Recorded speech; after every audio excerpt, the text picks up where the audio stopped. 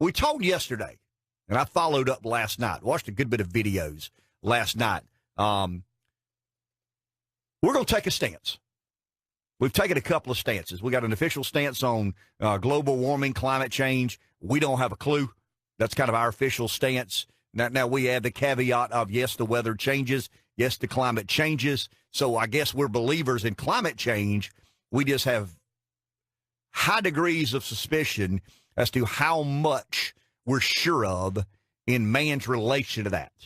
I think that's a very reasonable and logical place to land. I'm going to take another official stance since it's ratings day. Mm-hmm. Okay. And it doesn't take Alec any longer to get to work now than it did. I'm taking an official stance on the press being the enemy of the people. Okay. The press is not the enemy of the people.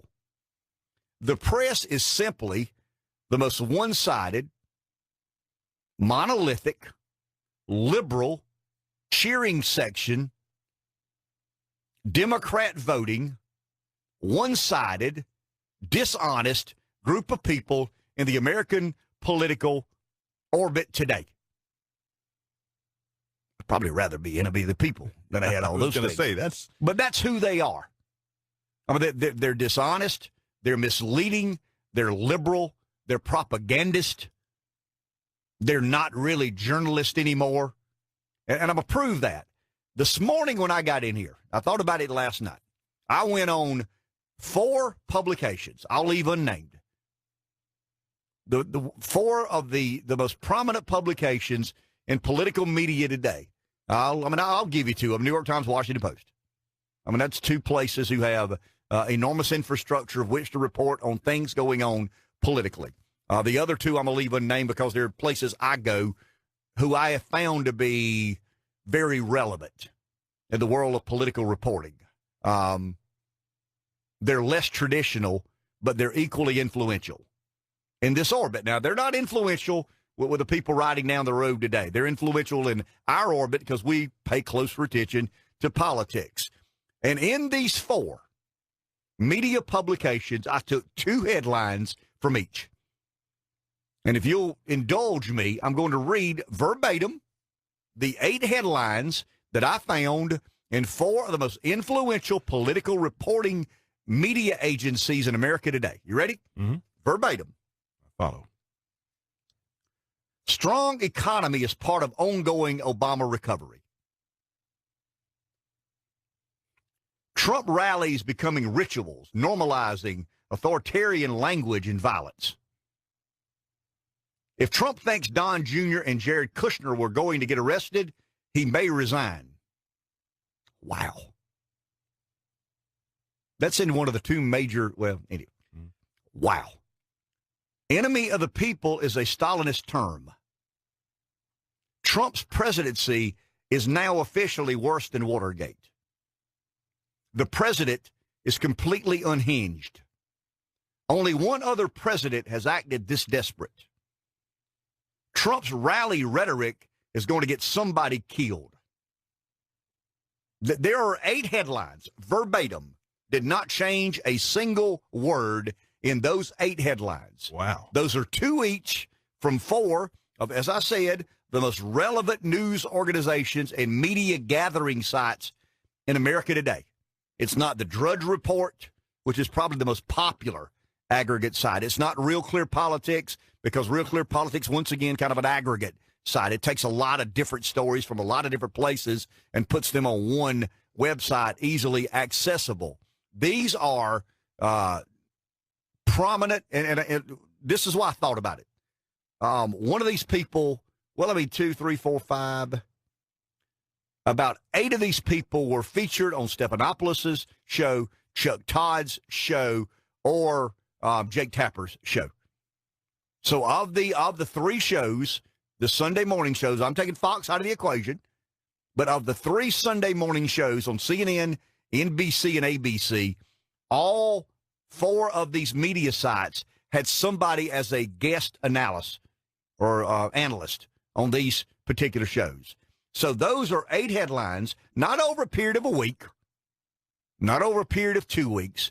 These are 8 headlines that were in the media yesterday and this morning, because some don't change their websites until a bit later than I mean, they update them periodically, and they're always changing content, but it seems like they do it more rapidly, at around 7:30 or 8 o'clock in the morning. And I get, here 5:15 or so, I go on these 4 websites. I made my mind up. I wrote it down last night before I was going on, and I found 8 headlines, and those were the headlines verbatim.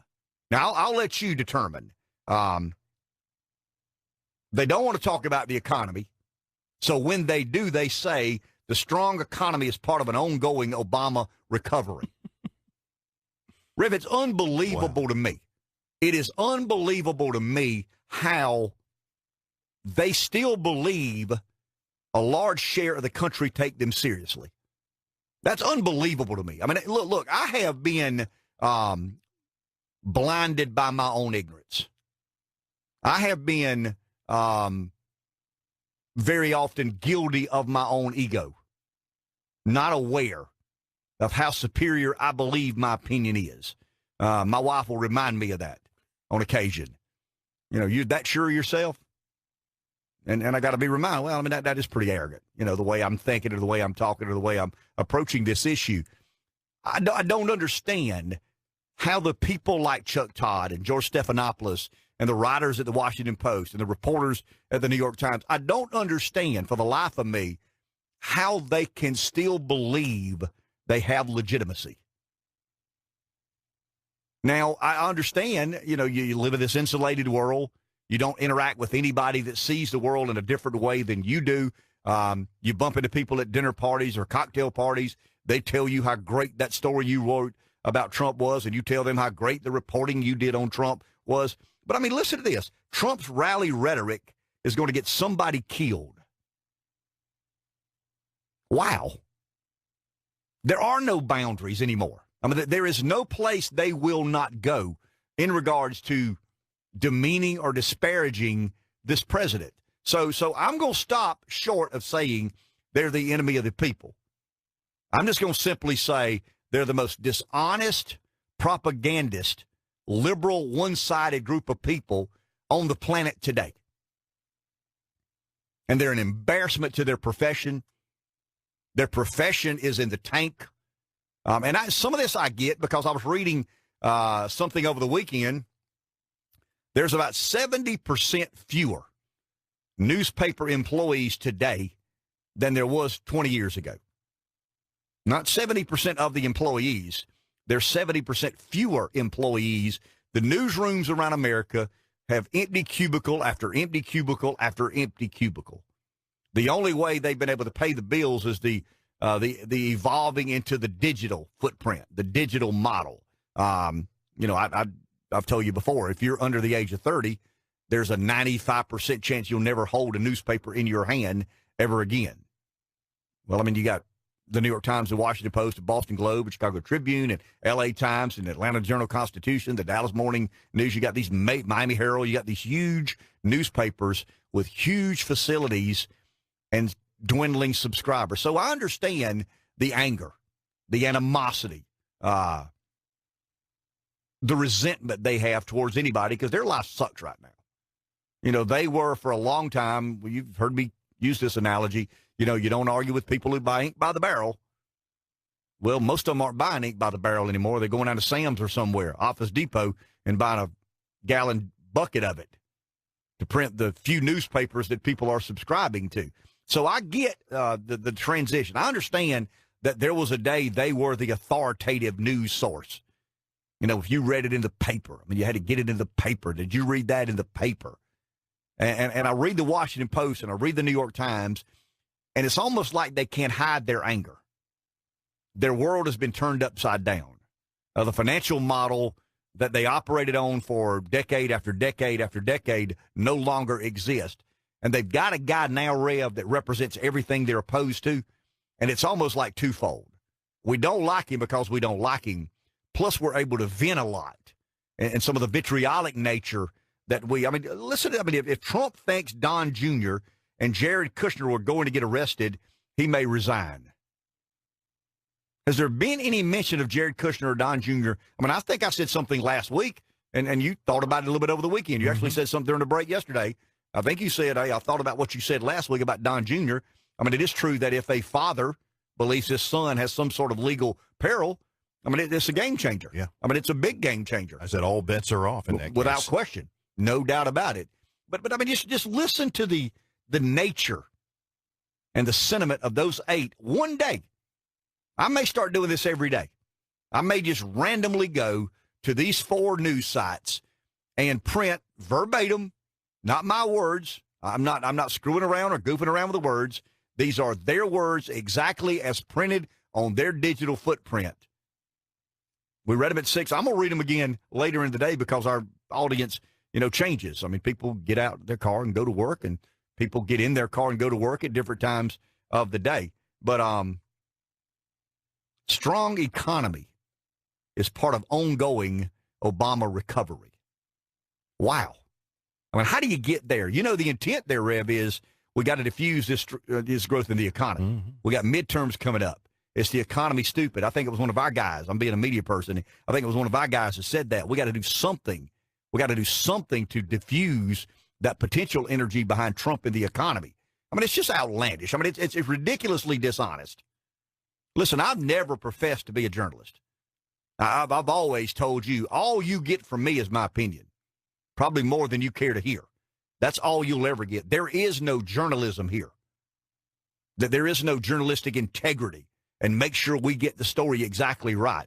You get 3 hours of a rambling opinion, and I make no bones about it. But I would argue, and I mean this sincerely, I would argue the people that do what I do, we're at least as accurate. I know we're far more honest because we make no bones about who we are and what we believe in.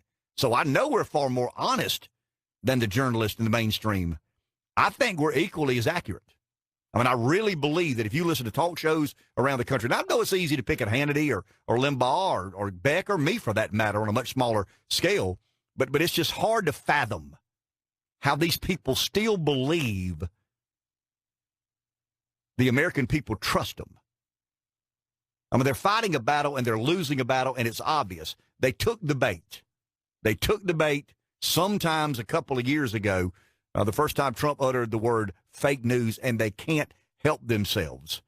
And go back to the numbers we talked about yesterday. The only group of people in America today who believe and trust in the American political media are people who vote in Democrat primaries. And there's a simple reason.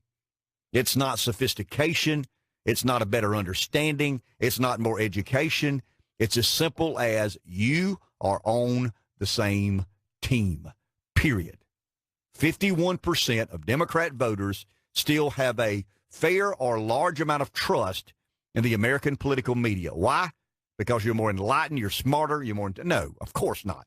You're on the same team. Take a break. Back in a minute. Thanks to our good friends at QAT. Find out more visiting their website, teamqat.com.